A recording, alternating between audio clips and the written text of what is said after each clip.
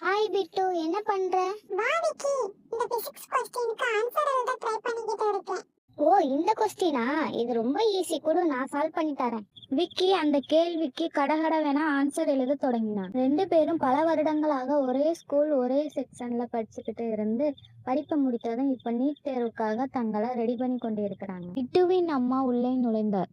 அவர் ஒரு கவர்மெண்ட் செக்டாரில் நல்ல வேலையில் இருப்பவர், ஒரு வசதியான குடும்பத்தை சார்ந்தவர்கள். ஹாய் காய்ஸ், எப்படி இருக்கு ப்ரிப்பரேஷன் எல்லாம்? என்ன விக்கி, உன் நண்பன் நீட் தேர்வில் மெரிட்ல செலக்ட் ஆயிடுவாரா இல்ல மேனேஜ்மெண்ட் கோட்டா தானா? விக்கி, நீ எப்படியும் மெரிட்ல செலக்ட் ஆயிடுவ, உன் நண்பன் எப்படின்னு தெரியல. வாங்க, எங்க ரெண்டு பேருக்குமே மெரிட்லயே மெடிக்கல் காலேஜ்ல சீட் கிடைச்சிரும்.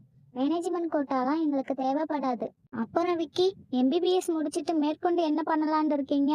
எம்டி பண்ணணும் ஆண்டி.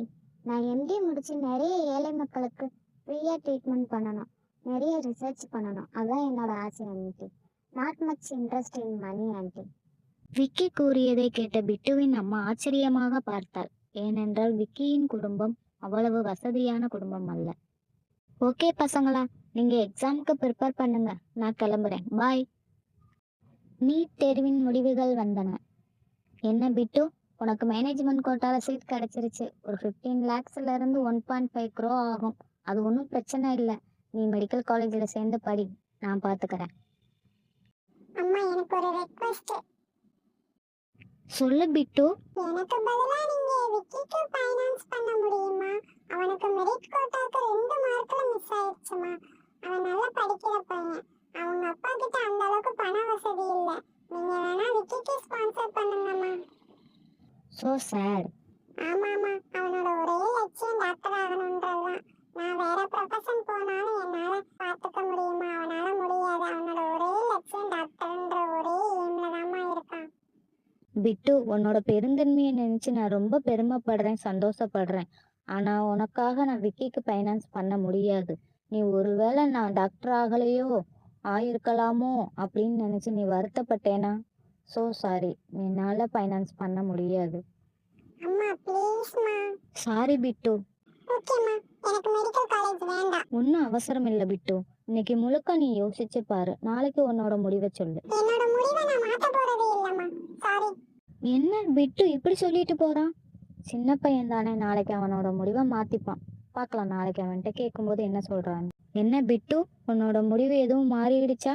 என்ன சொல்ற? அம்மா, நான் நைட்லாம் யோசிச்சு பார்த்தேன். நீங்க சொல்றதும் சரிதான். நான் மெடிசனே பண்றேன்மா. கங்க்ராச்சுலேஷன் பிட்டு, ஒரு வழியா எம்பிபிஎஸ் பட்டம் வாங்கிட்ட. அடுத்து என்ன? அம்மா, அடுத்து நான் எம்டி பண்ண போறேன்மா. எம்டியா? எம்எஸ் பண்ணலாமே, எம்எஸ்ல தான் நிறைய காசு வருமானம் இருக்கு. ஆல்சோ ப்ரெஸ்டீஜ் வேற அதிகம். நீ ஏன் எம்எஸ் பண்ண விரும்பல? அம்மா, என்னோட ஃபியூச்சரை பத்தி பேசுறதுக்கு முன்னாடி என்னோட ஃப்ரெண்ட் விக்கியை பத்தி உங்ககிட்ட கொஞ்சம் சொல்லணும்மா. விக்கியா? யாரு? ஓ, உன்னோட school mate Vicky. Okay okay, I know. சொல்லு, என்ன சொல்ல வந்த?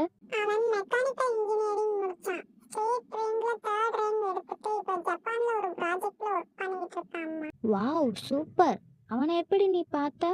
போன வாரம் லீவுக்கு அவன் வந்திருந்தாம்மா. அப்ப நான் அவனை பார்த்தேன். எனக்கு தெரியும் அவன் சோட போக மாட்டான்னு. அவன் ரொம்ப டேலண்டட் காய்.